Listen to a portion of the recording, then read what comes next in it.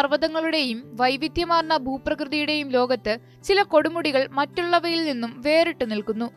അവയുടെ സൗന്ദര്യം കൊണ്ട് മാത്രമല്ല, ആത്മീയ പ്രാധാന്യം കൊണ്ടും അവ കൂടുതൽ പ്രാധാന്യമർഹിക്കുന്നു. നമുക്ക് പരിശോധിക്കാം ലോകത്തെ പുണ്യപുരാതനമായ ചില കൊടുമുടികളെക്കുറിച്ച്. ഒന്നാമത്തേത് കൈലാസപർവ്വതം. ടിബറ്റിൽ സ്ഥിതി ചെയ്യുന്ന 21,778 അടി ഉയരമുള്ള ഈ പർവ്വതം ഹിമാലയ പർവ്വതത്തിന്റെ ഭാഗമാണ്. ഏഷ്യയിലെ നീളം കൂടിയ നദികളായ സത്ലജ്, ബ്രഹ്മപുത്ര, കർണാലി തുടങ്ങിയ നദികളുടെ ഉത്ഭവസ്ഥാനത്തിനടുത്താണ് കൈലാസപർവ്വതം സ്ഥിതി ചെയ്യുന്നത്. ബുദ്ധ, ഹിന്ദു, ജൈന മതങ്ങളുടെ പുണ്യസ്ഥലമാണ് കൈലാസപർവ്വതം. ഹിന്ദുമതത്തിൽ കൈലാസപർവ്വതം ശിവന്റെ വാസസ്ഥാനമായി കരുതുന്നു. അതേസമയം ബുദ്ധമതക്കാർ ഡെംചോക് ദേവൻ അവിടെ വസിക്കുന്നു എന്നും വിശ്വസിക്കുന്നു. കൈലാസപർവ്വതത്തിനടുത്തായി മാനസ സരോവറും രാക്ഷസ്ഥാൽ തടാകവും സ്ഥിതി ചെയ്യുന്നു. ഡൽഹിയിൽ നിന്നും 865 കിലോമീറ്റർ അകലെ, സമുദ്രനിരപ്പിൽ നിന്നും ഏതാണ്ട് 6690 മീറ്റർ ഉയരത്തിലാണ് കൈലാസപർവ്വതം സ്ഥിതി ചെയ്യുന്നത്. എവറസ്റ്റ് കൊടുമുടി. സമുദ്രനിരപ്പിൽ നിന്നും ഏറ്റവും ഉയരം കൂടിയ കൊടുമുടിയായ എവറസ്റ്റ് കൊടുമുടി ഹിമാലയ പർവ്വതനിരകളിൽ നേപ്പാൾ, ചൈന അതിർത്തിയിലായിട്ടാണ് സ്ഥിതി ചെയ്യുന്നത്. 1865 ബ്രിട്ടീഷ് സർവേയറും ആർമി ഓഫീസറുമായിരുന്ന സർ ആൻഡ്രൂ വോ തന്റെ മുൻഗാമിയായിരുന്ന കേണൽ സർ ജോർജ് എവറസ്റ്റിന്റെ പേരിൽ നിന്നുമാണ് ഈ കൊടുമുടിയുടെ പേരിട്ടത്.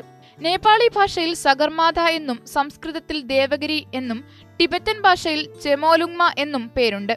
സമുദ്രനിരപ്പിൽ നിന്നും 8849 മീറ്റർ ഉയരമുള്ള എവറസ്റ്റ് കൊടുമുടി 1953 May 29 Edmund Hillary, Tenzing Norgay എന്നിവരാണ് ആദ്യമായി കീഴടക്കിയത്. 1961 ഒരു ഉടമ്പടി പ്രകാരമാണ് എവറസ്റ്റ് ചൈനയും നേപ്പാളുമായി പങ്കിടുന്നത്. ഫുജി പർവ്വതം. 3776 മീറ്റർ ഉയരമുള്ള ഈ പർവ്വതം ജപ്പാനിലാണ് സ്ഥിതി ചെയ്യുന്നത്. ജപ്പാന്റെ സാംസ്കാരികവും ആത്മീയവുമായ പൈതൃകത്തിന്റെ പ്രതീകമായി കണക്കാക്കപ്പെടുന്ന മൗണ്ട് ഫുജി നൂറ്റാണ്ടുകളായി കലാകാരന്മാരെയും കവികളെയും തീർത്ഥാടകരെയും പ്രചോദിപ്പിക്കുന്ന ഒരു അഗ്നിപർവ്വത കൊടുമുടിയാണ്. ജാപ്പനീസ് ഭാഷയിൽ ഫുജിസാൻ എന്നറിയപ്പെടുന്ന ഇത് ഷിൻറോയിസത്തിലും ബുദ്ധമതത്തിലും ഒരു പുണ്യസ്ഥലമായി കണക്കാക്കപ്പെടുന്നു. എല്ലാ വർഷവും ആയിരക്കണക്കിന് തീർത്ഥാടകർ ഇവിടേക്ക് ദിവസേന യാത്ര തിരിക്കുന്നുണ്ട്. ജപ്പാന്റെ സാംസ്കാരികവും പ്രകൃതിദത്തവുമായ ഭൂപ്രകൃതിയിൽ തിളങ്ങുന്ന ഫുജി പർവ്വതം രാജ്യത്തെ ഏറ്റവും ഉയർന്ന കൊടുമുടിയായി നിലകൊള്ളുന്നു. ജാപ്പനീസ് സംസ്കാരത്തിൽ ഈ പർവ്വതത്തിന് വളരെയധികം പ്രാധാന്യമുണ്ട്. പർവ്വതത്തെ വിശുദ്ധി, സ്ഥിരോത്സാഹം, നിത്യത എന്നിവയുടെ പ്രതീകമായും കണക്കാക്കപ്പെടുന്നു. സീനായി പർവ്വതം. ക്രൈസ്തവ, ഇസ്ലാമിക വിശ്വാസങ്ങൾ അനുസരിച്ച് ദൈവം ഇസ്രായേൽ ജനതയ്ക്ക് നിയമസാരാംശമായ 10 കൽപ്പനകൾ നൽകിയ സ്ഥാനമാണ് സീനായി മല അഥവാ ഹൊരബ് മല. ദൈവത്തിന്റെ മല എന്നും ഇത് അറിയപ്പെടുന്നു. യഹൂദ പാരമ്പര്യത്തിൽ മോശ ദൈവത്തിൽ നിന്നും 10 കൽപ്പനകൾ സ്വീകരിക്കുകയും ദൈവവും ഇസ്രായേലരും തമ്മിലുള്ള ഉടമ്പടി സ്ഥാപിക്കുകയും ചെയ്ത സ്ഥലമാണ് സീനായി പർവ്വതം. പർവ്വതം ദൈവത്തിന്റെ സാന്നിധ്യത്തെ പ്രതിനിധീകരിക്കുന്നുവെന്നും അതിന്റെ കൊടുമുടിയിൽ നിൽക്കുന്നത് ഒരാളെ ദൈവികതയിലേക്ക് അടുപ്പിക്കുമെന്നും ചിലർ വിശ്വസിക്കുന്നു. സീനായി മലയുടെ യഥാർത്ഥ സ്ഥാനം ഉറപ്പിക്കാനാവില്ലെങ്കിലും മലമുകളിൽ ദൈവവുമായി നടത്തിയതായി വിശ്വസിക്കപ്പെടുന്ന സംഭാഷണം മനുഷ്യ ചരിത്രത്തിലെ തന്നെ അസാമാന്യ പ്രതിഭാസങ്ങളിൽ ഒന്നായി കണക്കാക്കപ്പെടുന്നു. ആദംസ് കൊടുമുടി.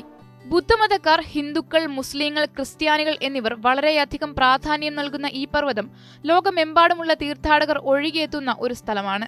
ആദംസ് കൊടുമുടി അല്ലെങ്കിൽ ശ്രീപാദ ശ്രീലങ്കയിലെ ഒരു പവിത്രമായ പർവ്വതമാണ്. 2243 മീറ്റർ ഉയരമുള്ള ഈ കൊടുമുടിയുടെ ഏറ്റവും ഉയരത്തിലായി ഒരു കാൽപ്പാട് കണ്ടെത്തിയിട്ടുണ്ട്. ബുദ്ധമതക്കാർ ബുദ്ധന്റെ കാൽപ്പാടാണെന്നും ഹിന്ദുക്കൾ ശിവന്റേതാണെന്നും മുസ്ലിങ്ങളും ക്രിസ്ത്യാനികളും അത് ആദമിന്റേതാണെന്നും വിശ്വസിക്കുന്നു. എല്ലാ മതങ്ങളിൽ നിന്നുമുള്ള തീർത്ഥാടകർ ഇവിടേക്ക് യാത്ര തിരിക്കുന്നുണ്ട്. ആദംസ് പീക്ക് ശ്രീലങ്കയിലെ ഏറ്റവും ഉയരം കൂടിയ പർവ്വതമല്ല. ആദംസ് പീക്കിന് ചുറ്റുമുള്ള പ്രദേശം ഒരു ഉഷ്ണമേഖലാ മഴക്കാടാണ്. ശ്രീലങ്കയിലെ പ്രധാന നദികളായ കെലാനി, വാലവെ, കാലു ആദംസ് കൊടുമുടിയിൽ നിന്നും ഉത്ഭവിക്കുന്നു. മാച്ചു പിച്ചു. കൊളംബിയൻ കാലഘട്ടത്തിന് മുൻപുണ്ടായിരുന്ന ഇൻകൻ സാമ്രാജ്യത്തിൽപ്പെട്ട ഒരു പ്രദേശമാണ് മാച്ചു പിച്ചു. പെറുവിലെ കുസ്കോ നഗരത്തിൽ നിന്നും 80 കിലോമീറ്റർ അകലെയുള്ള ഉറുബാമ്പ താഴ്വരയുടെ മുകളിൽ ഒരു പർവ്വത ശിഖരത്തിൽ 2430 മീറ്റർ ഉയരത്തിലാണ് ഇത് സ്ഥിതി ചെയ്യുന്നത്. ഇതിന് സമീപത്തുകൂടി ഉറുബാമ്പ നദിയും ഒഴുകുന്നു. ആമസോൺ നദിയുടെ ഒരു കൈവഴിയാണ് ഉറുബാമ്പ. ഇൻകൻ സാമ്രാജ്യത്തിൽപ്പെട്ട പ്രശസ്തമായ പ്രദേശമാണ് മാച്ചു പിച്ചു. ഇൻകകളുടെ നഷ്ടപ്പെട്ട നഗരം എന്നും ഇത് അറിയപ്പെടുന്നു. 1460 ഇത് നിർമ്മിക്കപ്പെട്ടത്. ശേഷം 100 വർഷത്തിനകം സ്പാനിഷുകാർ ഇൻകൻ സാമ്രാജ്യത്തിൽ നടത്തിയ കയ്യേറ്റത്തോടെ ഇൻകകളുടെ ഔദ്യോഗിക പ്രദേശമെന്ന പരിഗണന നൽകാതെ ശേഷം കൈയൊഴിയപ്പെടുകയും ചെയ്തു. പ്രാദേശികമായി അറിയപ്പെടുന്ന പ്രദേശമായിരുന്നെങ്കിലും നൂറ്റാണ്ടുകളോളം ഈ മേഖല പുറം ലോകത്താൽ ശ്രദ്ധിക്കപ്പെടാതെ കിടന്നു. അമേരിക്കൻ ചരിത്രകാരനായിരുന്ന ഹിറാം ബിങ്ഹാം ആണ് 1911 ഇതിനെ പുറം ലോകത്തിന് പരിചയപ്പെടുത്തിയത്. അന്നു മുതൽ ഈ പ്രദേശം വിനോദസഞ്ചാരികളെയും ചരിത്രകാരന്മാരെയും ആകർഷിക്കുന്ന ഒരു മേഖലയായി മാറി. 1867 തന്നെ ജർമ്മൻ വ്യാപാരിയായ ഓഗസ്റ്റോ ബേൺസ് ഈ സ്ഥലം കണ്ടെത്തിയിരുന്നു എന്നാണ് അടുത്ത കാലത്തെ വെളിപ്പെടുത്തലുകൾ നൽകുന്ന സൂചന.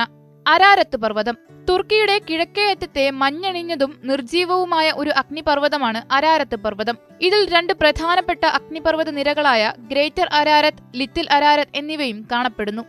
5137 മീറ്റർ ഉയരമുള്ള തുർക്കിയിലെ ഏറ്റവും ഉയരമുള്ള കൊടുമുടിയും അർമേനിയൻ മലമ്പ്രദേശവുമാണ് ഗ്രേറ്റർ അരാരത്ത്. ലിറ്റിൽ അരാരത്തിന്റെ ഉയരം 3896 മീറ്റർ ആണ്. അരാരത്ത് പർവ്വതനിരയ്ക്ക് ഗ്രൗണ്ട് അടിസ്ഥാനമാക്കി 35 കിലോമീറ്റർ വീതിയുണ്ട്. അരാരത്തിന്റെ കൊടുമുടിയിലെത്താനുള്ള ആദ്യ ശ്രമങ്ങൾ മധ്യകാലഘട്ടത്തിലാണ് നടത്തിയത്. എന്നിരുന്നാലും 1829 ഫ്രീഡറിക് പാരറ്റും ഖചതൂർ അബോവിയനും മറ്റ് 4 പേരും ചേർന്ന് ആദ്യത്തെ കയറ്റം രേഖപ്പെടുത്തി.